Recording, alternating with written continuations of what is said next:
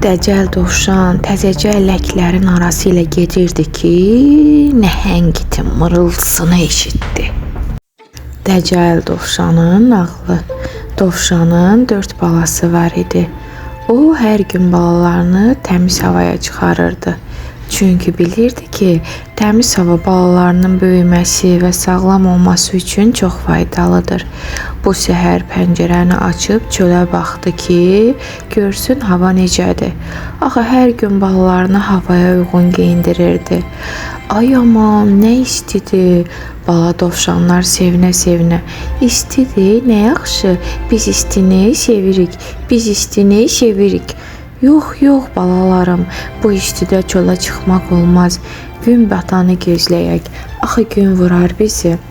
Bala dovşan ağlamsındı. Ay ana, darıxıram, gedək. Dedim ki, olmaz. Mənim gözəl balalarım, gün batsın, həm talada top oynayarıq, həm təmiz hava alarıq. Balalardan biri ananın bu sözləri ilə ürəyində razılaşmadı və onun başının işi gücə qarışmasını gözlədi. Çölə qaçıb oynamaq istəyirdi. Az keçmişdi ki, istəyinə nail oldu. O gizlicə çölə qaçdı. Günün altında ora-bura qaçıb tullanır, sevinirdi. Yaxınlıqdakı bostana tərəf qaçdı. İstəyirdi bostandakı ləklərdən bir-iki kök çıxarda, çünki çox acımışdı. Elə təzəcə ləklərin arası ilə gedirdi ki, nəhəngitin mırıltısını eşitdi. Mır, icazəsiz bostana girmisən? Mən bir dənə kök istəyirəm. Bu istidə nə olub, acımısan? Hə, bəlkə acımışam. Olmaz, bostancı icazə verməz. Nə biləcək, nə olar ver. Bir köklə kasıb düşməyəcək ki. Bax nə qədər kök var, çox acımışam həm də. Yaxşı, bir kök verərəm, amma tez gedib və gün vuracaq, başın ağrıyacaq, halsız olacaqsan. Doğrudan da bala dovşanı gün vurmuşdu. O itin ona uzatdığı bir kökü 6 kök görürdü. Yox, 6 kök istəmirəm, biri bəsimdir.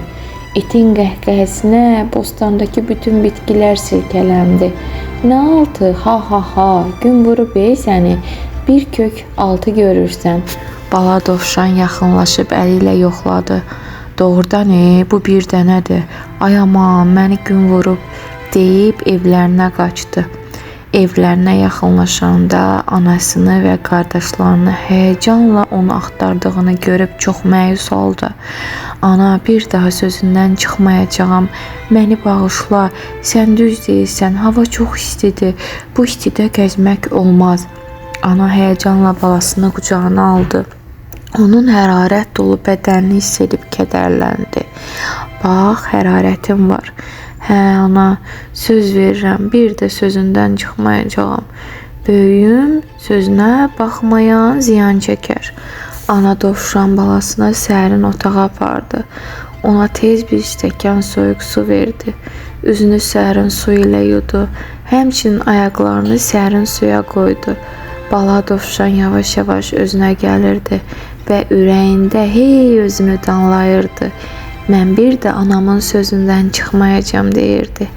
Əziz uşaqlar, analarımızın sözünə qulaq asaq və zəhmət olmasa, əziz analar, gözəl körpələr kanalımıza abunə olub bizə dəstək olun.